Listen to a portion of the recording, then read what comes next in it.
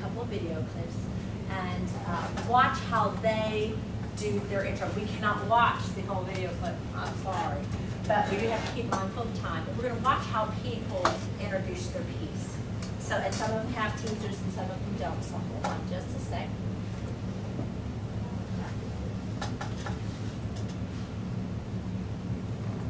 Okay. Cheaper by the dozen was not behaving earlier, so we'll see if it's behaving now.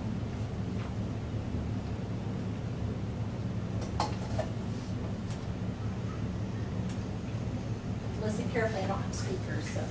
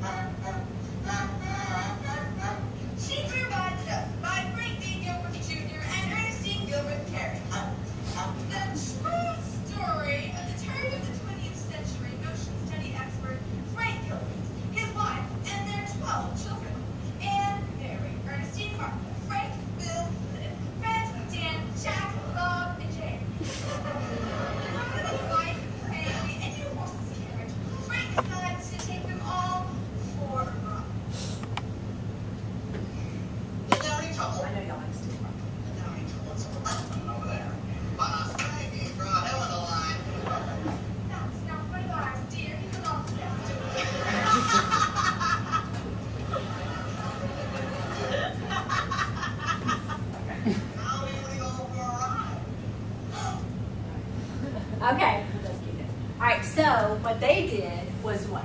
Did they do a teaser first or did they just skip the background? It's a teaser, okay? They acted out an actual piece of the book. And you can't make up your own part to act. In fact, that brings me to this. Sometimes you'll look at old NCFCA interps, and the rules have changed since we've done those. And so people used to throw in a whole bunch of ad-libs and a whole bunch of extra funny lines of their own. And we can't do that anymore because we realized it really wasn't honoring the author. Okay, if the author had been sitting there, they'd be like, okay, so I so didn't write that. Okay, so, but you can still interpret funny things at your own little ad-libs without saying them. Like when they got to the part of the chicken, remember they ran over the chickens. Okay, so the only thing it ever said in the book is that Dad was a bad driver and he had nicked fenders and squared away with traffic policemen and slaughtered chickens, and that's it. There was no details about them slaughtering chickens, so they just acted out this goofy slaughtering the chicken, then we bury the chicken, then we do a 21-gun salute or whatever. It was just goofball, okay? But they didn't actually add any words, so you want to be so careful about adding your own words there. The only place where you add the words is in your introduction, which can be up to 150 words, okay? They also gave the background, cheaper by the dozen, and then they gave the whole deal. You want to make sure that it's real clear when your title and author come, because if they don't hear it, the judge doesn't hear it, you get docked for that. Okay, so you want to make sure it's real clear. Okay, so that's theirs. Let's see the other one. This one is a little bit, you have to watch a little bit closely, but this is Charlie and the Chocolate Factory. I don't know if that's going to all be. Is it true? There will be chocolate factories and places in the world. True. But of course it's true. And then Mr. Blue is the greatest chocolate factory. My dear Blue is the most fantastic, the most extraordinary chocolate maker this world has ever seen. In the blood of chocolate sales, Charlie the Chocolate Factory, no one presents it in one purchase. It suggests what happens to them, so they all live in themselves. Charlie the Chocolate Factory. No shade, Charlie. I'm very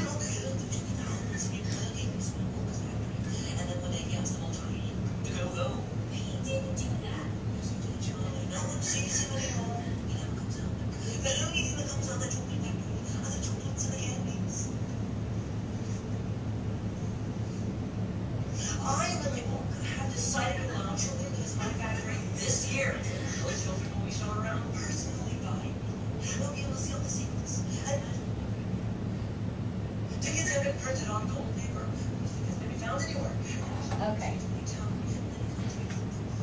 I let that go on for a while. But they were interpreting, the grandfather and Charlie talking, and then they stopped, and they got back up, and then they're talking in their normal voices. And they do analysis, you know. And Ronald Dahl, I think thanks his name, you know, his piece, Charlie and Chocolate Country. It's kind of right at the beginning, so I didn't hear it as well, but they said it again at the end just to make sure. Yes.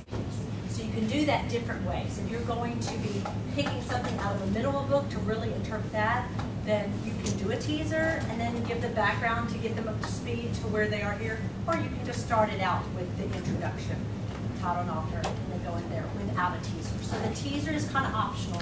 It's very commonly used, but it is very optional. Okay?